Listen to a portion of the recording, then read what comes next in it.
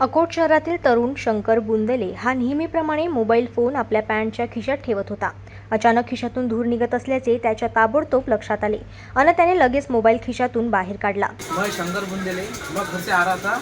ये जैसे कि अपना ये मोबाइल मेरे जेब में था, मैं घर से आते इसमें गर्म एकदम धुआं निकला।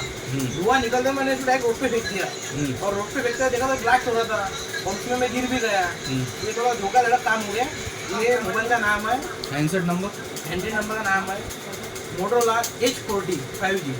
इससे थोड़ा देखिए आप ये पण इसके बाद कोई हैंडसेट लो मत, सबसे लोकल हैंडसेट है ये। त्यानंतर मोबाईल रस्त्यावर फेकला आणि त्या मोबाईलचा स्फोट झाला। सुदैवाने तरुणाने मोबाईल खाली फेकल्यामुळे मोबाईल स्फोटातून थोडक्यात बचावला, मात्र मोबाईलमुळे त्याच्या पॅन्टचा खिसा पूर्णपणे जळालेला आहे। बुंदेले या तरुणाकडे एका कंपनीचा महागडा मोबाईल होता। मोबाईल गरम झाल्याने हा प्रकार घडल्याचे समजते आहे। अकोट शहरातल्या नगरपालिकेसमोर हा संपूर्ण प्रकार घडला आहे। जनमत लाईव्ह न्यूज साठी अकोटमधून देवानंद खिरकर यांची रिपोर्ट।